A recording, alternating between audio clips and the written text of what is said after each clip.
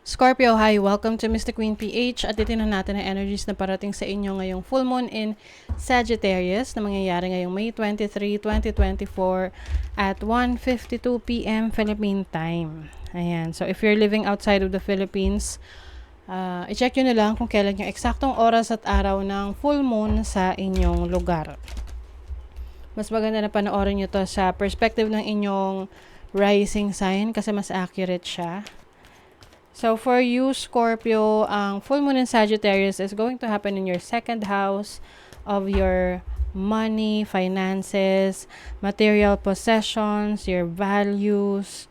So, some of you, maaring meron kayong mga ile-let go na ng mga possessions na hindi nyo na ginagamit, no? You feel like nakakadagdag lang sa space, kumakain lang ng space sa bahay nyo, sa lugar nyo, and you are going to let that go. Parang decluttering, no?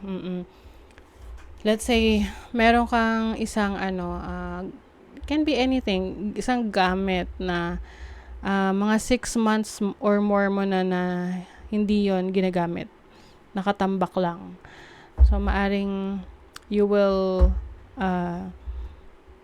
pwedeng i-donate mo, ibibenta, ayan.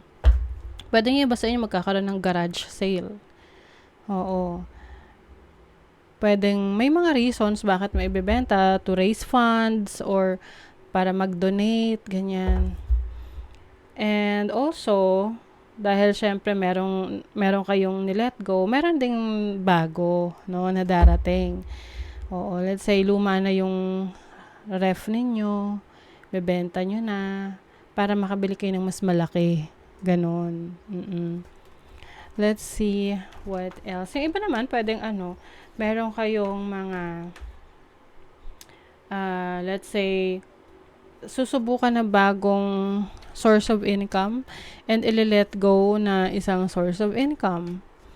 Let's say, yung dati mong trabaho or business ay you feel like hindi na worth it na magstay doon kasi you feel like nasasayang na yung oras at panahon mo at meron ka ngayon na trabaho or business or source of income na mas worth it. So, mas maibibigay mo na yung focus at attention mo dun sa mas merong magandang balik sa'yo kaysa dun sa isa na feeling mo nasasayang na yung oras at panahon mo.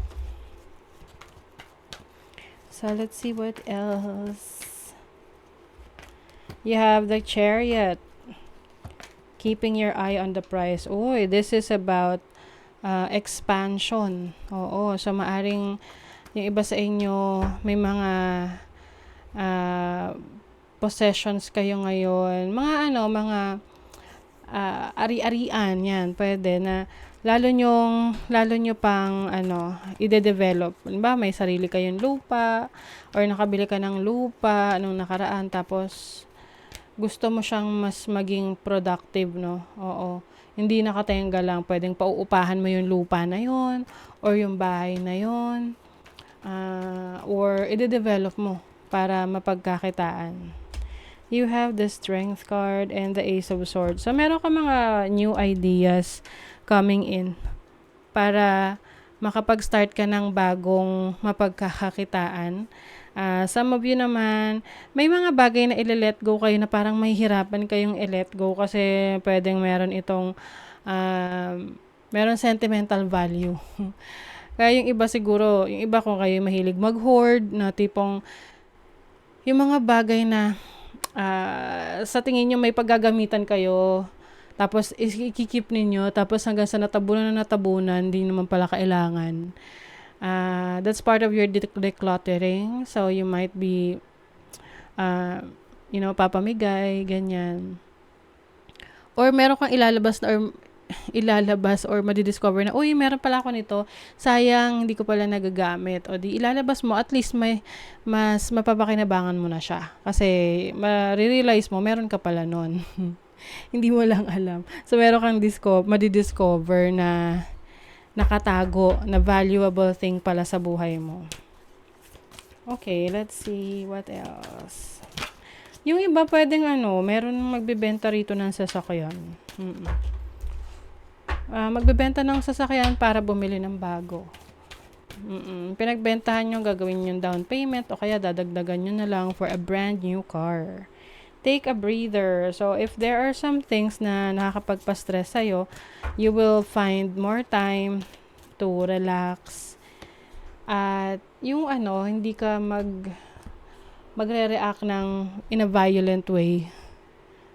Work through your fears. Ayan. Some of you, kung meron kayong mga kinatatakutan na hindi naman talaga kailangan. Kasi minsan natatakot tayo sa unknown sa mga bagay na hindi tayo komportable or hindi tayo pamilyar. Pero hindi natin alam, dun pala tayo mas mag-grow. 'Di ba?